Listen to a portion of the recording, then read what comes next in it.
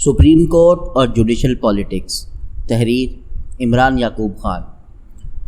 ملک عزیز پاکستان اپنے قیام سے آج تک مختلف طرح کے مسائل کا شکار رہا ہے۔ تاریخ کے اوراق پلٹیں تو ہر دور میں ہمیں یہ بتایا گیا کہ پاکستان نازک موڑ سے گزر رہا ہے۔ یہ نازک موڑ نہ جانے کب گزرے، لیکن جو بحران در بحران پیدا ہو رہے ہیں وہ گزرنے کا نام نہیں لے رہے۔ غریب عوام کو کبھی آٹے کا بحران کا سامنا کرنا پڑتا ہے تو کبھی چینی لینے کے لیے لائنوں میں لگنا پڑتا ہے۔ روزمرہ کے بحرانوں سے نظر ہٹائیں تو آئینی، قانونی، عدالتی اور سیاسی بحرانوں نے بھی ملک کو بحرانستان بنا رکھا ہے۔ ملک کی اعلیٰ ترین عدلیہ میں جاری بحران بھی تھمنے کا نام نہیں لے رہا۔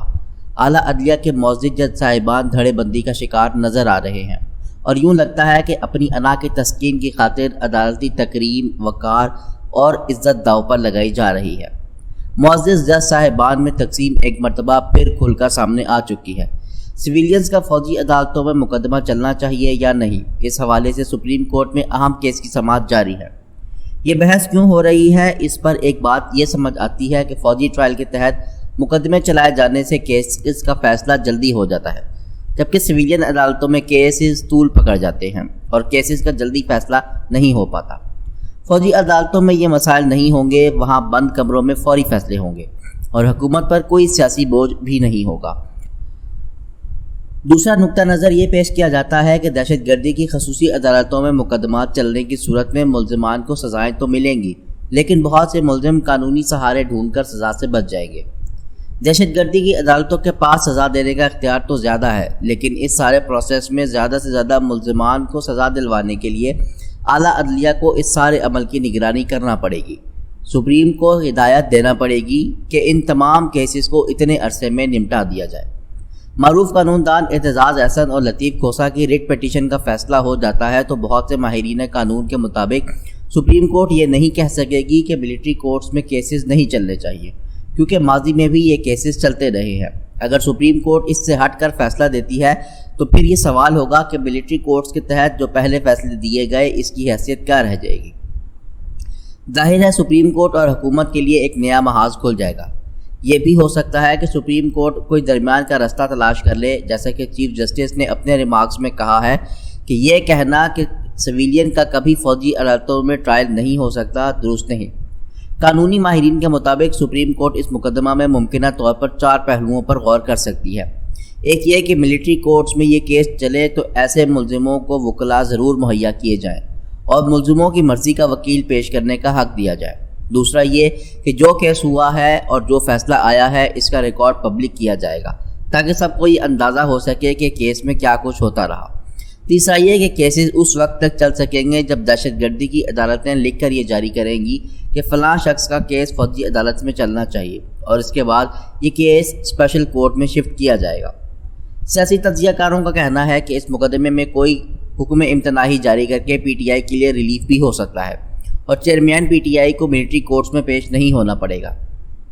خیر، جب یہ کیس چلا تو اس کیس کے پٹیشنر لطیف کھوسہ اور اعتزاز احسن سے جسٹس طارق مسعود نے استفسار کیا کہ آپ کو پہلے 25 کروڑ عوام کے حقوق کیوں یاد نہیں آ رہے تھے، کیونکہ عمران خان کے دور میں ملٹری کورٹس میں 25 مقدمات چلے اور انہیں سزائیں ہوئیں۔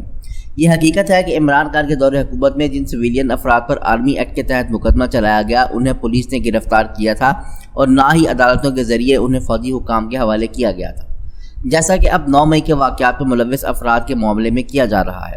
یہ معاملہ انتہائی اہم ہے۔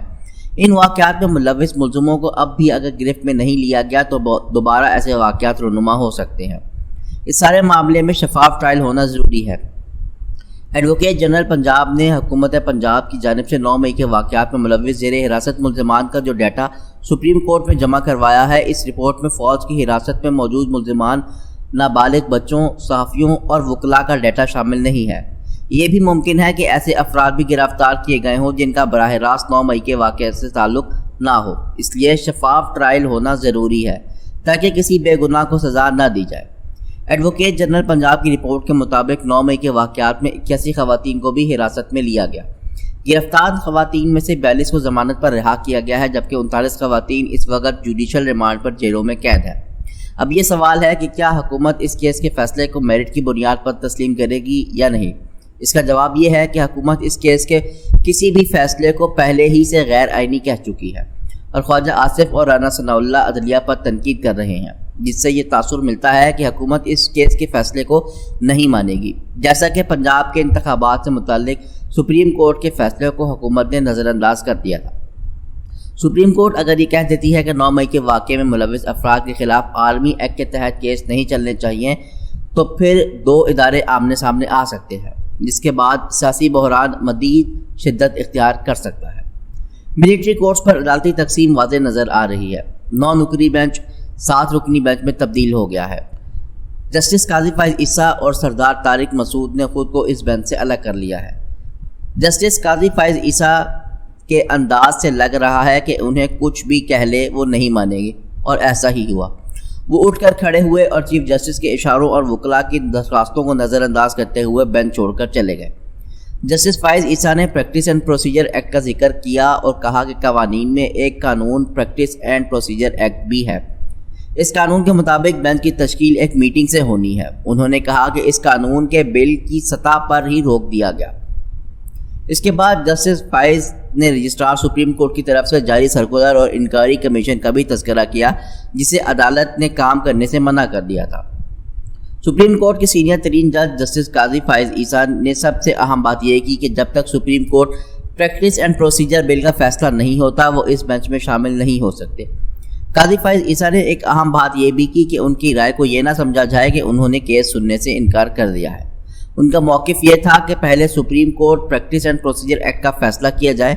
بقول ان کے میرے خیال سے معزز ججز کو مل بیٹھ کر عدلیہ کی تقسیم کو مزید بڑھنے سے روکنا ہوگا، ورنہ یہ ادارہ بھی مکمل طور پر سیاست کی نظر ہو جائے گا۔